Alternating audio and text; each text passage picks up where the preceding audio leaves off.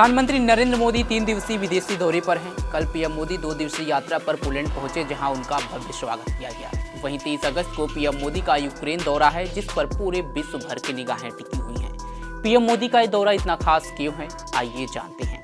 नमस्कार, आप देख रहे हैं punjabkesari.com में सचिन शर्मा। पीएम मोदी अपने 1 दिवसीय यूक्रेन दौरे पर जा रहे हैं। अपने 3 दिवसीय यात्रा पर पीएम पहले पोलैंड पहुंचे, जहां पर उनका भव्य स्वागत हुआ। पोलैंड के बाद 23 अगस्त को यूक्रेन का दौरा करेंगे। ऐसा पहली बार हो रहा है जब कोई भारतीय प्रधानमंत्री यूक्रेन की यात्रा पर जा रहा है। कीव और नई दिल्ली के बीच राजनयिक संबंध 30 साल पहले यानी 1994 में स्थापित हुए थे। पीएम मोदी की यात्रा ऐसे समय में हो रही है जब यूक्रेन और रूस के बीच युद्ध तेज हो गया है। 20 फरवरी को इस युद्ध के 3 साल पूरे हो जाएंगे। इस बीच यूक्रेन ने रूस के कुर्स्क में हमला कर रूसी राष्ट्रपति पुतिन को बहुत नाराज कर दिया है। इससे पहले पीएम मोदी पिछले महीने 8 जुलाई को रूस पहुंचे थे। उसी दिन रूस ने यूक्रेन पर ताबड़तोड़ हमले किए थे, जिनका निशाना बच्चों का एक अस्पताल भी बना था। उस दिन कई बच्चों समेत 39 लोगों की मौत हो गई थी। नाराज जेलेंस्की ने कहा था कि दुनिया के सबसे बड़े लोकतंत्र के नेता का मॉस्को में सबसे बड़े अपराधी को गले लगाना बेहद निराशाजनक है। दूसरी तरफ पीएम मोदी ने राष्ट्रपति पुतिन के सामने बच्चों की मौत का मुद्दा बेझिझक उठाया था। अब प्रधानमंत्री मोदी यूक्रेन के राष्ट्रपति वोलोडिमिर जेलेंस्की के न्योते पर कीव जा रहे हैं। इससे पहले वो पोलैंड के दौरे पर हैं। इसके साथ ही भारत का कोई प्रधानमंत्री 45 साल बाद पोलैंड की यात्रा करेगा। उनसे पहले मोरारजी देसाई ने 1979 में पोलैंड की यात्रा की थी। ये यात्रा उस समय हो रही है जब भारत पोलैंड राजनयिक संबंधों की स्थापना की 17वीं वर्षगांठ मना रहे हैं। गौरतलब है कि 23 अगस्त को पीएम मोदी चौथी बार जेलेंस्की से मुलाकात करने वाले हैं। इससे पहले पीएम मोदी और जेलेंस्की की 3 बार मुलाकात हो चुकी है। पहली बार दोनों नेताओं की मुलाकात कॉप 2021 के दौरान ग्लासगो में हुई थी। इसके बाद 20 मई 2023 को G7 समिट हिरोशिमा में मोदी और जेलेंस्की मिले थे। वहीं हाल ही में अपने तीसरी कार्यकाल के दौरान पीएम मोदी ने जो अपनी पहली विदेश यात्रा की थी, उस दौरान भी यूक्रेन के राष्ट्रपति जेलेंस्की से पीएम मोदी की मुलाकात हुई थी। 14 जून 2024 को इटली में हुए G7 समिट में दोनों देशों के नेता मिले थे। यह चौथा मौका होगा जब पीएम मोदी और यूक्रेन के राष्ट्रपति जेलेंस्की मिलने जा रहे हैं। वहीं आपको बता दें कि यह मुलाकात एक मायने में खास होने वाली है। पीएम मोदी और जेलेंस्की की यह पहली आधिकारिक मुलाकात होगी। इससे पहले दोनों देशों के नेता किसी अन्य देश में किसी अन्य मंचों पर ही मिले हैं, जबकि इस बार पीएम मोदी जेलेंस्की के बुलावे पर ही यूक्रेन जा रहे हैं। पीएम मोदी के इस यूक्रेन दौरे को 4 पॉइंट में समझते हैं कि आखिर यह दौरा इतना खास क्यों है और क्या युद्धग्रस्त देश में प्रधानमंत्री मोदी के दौरे की ओर दुनिया भर की निगाहें टिकी हुई हैं। पहला जो कारण है, रूस यूक्रेन युद्ध में तेजी के बीच यह दौरा हो रहा है। दूसरा है, पिछले महीने मॉस्को में पुतिन से मिले थे पीएम मोदी। तीसरा है कि 23 अगस्त को यूक्रेन का फ्लैग डे है। चौथा कि यूक्रेन को युद्ध विराम में मदद की उम्मीद है। प्रधानमंत्री मोदी के यूक्रेन दौरे से पहले वहां बसे भारतीयों को उम्मीद है कि रूस के साथ चल रहा युद्ध बंद हो सकता है।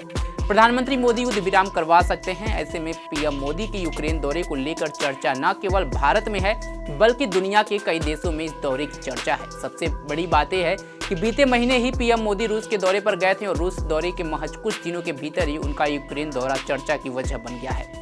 ऐसे में सवाल ये भी है कि क्या मोदी के यूक्रेन दौरे से रूस नाराज होगा, क्योंकि मौजूदा वक्त में रूस का सबसे बड़ा दुश्मन यूक्रेन है। और ऐसे में क्या रूस को पीएम मोदी का यूक्रेन दौरा रास आएगा? आपको बता दें कि पीएम मोदी का यूक्रेन दौरा ऐसे समय में हो रहा है जब यूक्रेन की सेना के द्वारा रूस के कई इलाकों में कब्जे की खबर है। यूक्रेन सेना रूस की सीमा के अंदर घुस गई है और हमले तेज कर दिए हैं। आपको याद होगा कि जब पीएम मोदी बीते महीने रूस के दौरे पर थे, इसी दौरान रूस ने यूक्रेन के एक अस्पताल पर बड़ा हमला किया था, जिसमें कई यूक्रेनी नागरिक मारे गए थे, जिसमें कई बच्चे भी शामिल थे। तब यूक्रेन के राष्ट्रपति व्लादिमीर जेलेंस्की ने पीएम मोदी के रूस दौरे और मोदी पुतिन की गले लगती तस्वीर पर निशाना साधते हुए कहा था कि आज रूस के मिसाइल हमले में 37 लोग मारे गए, इसमें 3 बच्चे भी शामिल हैं। ऐसे में इस दिन दुनिया के सबसे बड़े लोकतंत्र के नेता का दुनिया के सबसे खूनी अपराधी से मॉस्को में गले लगना शांति स्थापित करने की कोशिशों के लिए निराशा की बात है।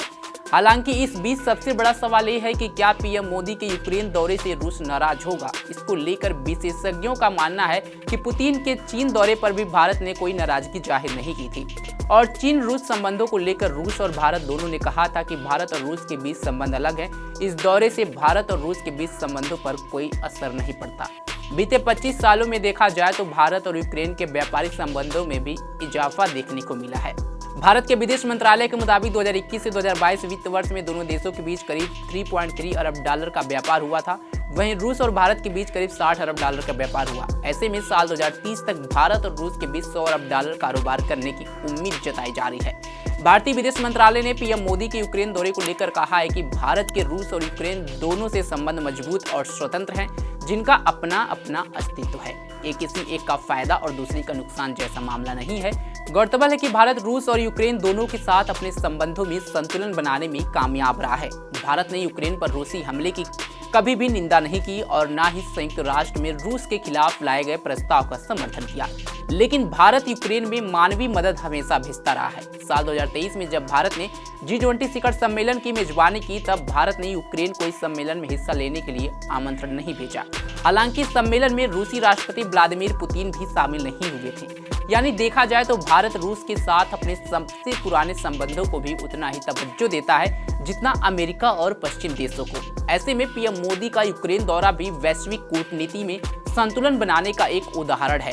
सोमवार को भारत ने एक बयान में कहा था कि हम रूस यूक्रेन के बीच शांतिपूर्ण समाधान खोजने में मदद के लिए हर संभव मदद देने के लिए तैयार हैं। विदेश मंत्रालय ने पीएम मोदी की 23 अगस्त की यात्रा की घोषणा की और कहा यह एक ऐतिहासिक यात्रा होगी।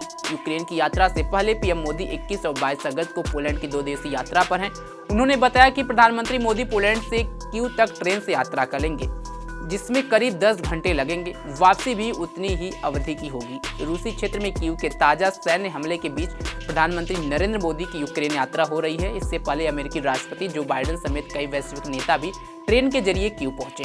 ये नेता यूक्रेनी बॉर्डर के पास पुलिस ट्रेन स्टेशन से ट्रेन के जरिए कीव की यात्रा पर गए। पीएम मोदी की कीव यात्रा मॉस्को की उनकी हाई प्रोफाइल यात्रा के कुछ सप्ताह बाद हो रही है। उस समय अमेरिका और उसके कुछ पश्चिमी सहयोगी ने आलोचना भी की थी। विदेश मंत्रालय में सचिव तन्मय लाल ने मीडिया ब्रीफिंग में कहा कि भारत के रूस और यूक्रेन दोनों के साथ ठोस और स्वतंत्र संबंध है और इस साझेदारी अपने दम पर कायम है। उन्होंने कहा कि यह यात्रा भारत और यूक्रेन के बीच निरंतर जुड़ाव को आगे बढ़ाएगी।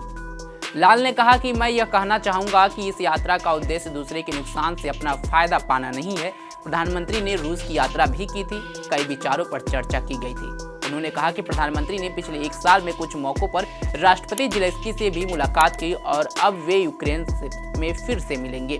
उन्होंने कहा कि मैं कहना चाहूंगा कि ये स्वतंत्र व्यापक संबंध है और निश्चित रूप से जारी संघर्ष की चर्चा का हिस्सा होगी। यूक्रेन में संघर्ष के बारे में पूछे जाने पर लाल ने कहा कि भारत इस जटिल मुद्दे का शांतिपूर्ण समाधान खोजने में मदद के लिए हर संभव सहायता और योगदान देने को तैयार है। साथ ही उन्होंने मोदी और ज़ेलेंस्की के बीच वार्ता के नतीजों का पूर्वानुमान लगाने से इनकार कर दिया। लाल ने कहा भारत ने बहुत स्पष्ट और सुसंगत रूप बनाए रखा है कि कूटनीति और बातचीत से इस संघर्ष को हल किया जा सकता है, जिससे अस्थायी शांति हो सकती है। उन्होंने कहा इसलिए बातचीत बिल्कुल जरूरी है।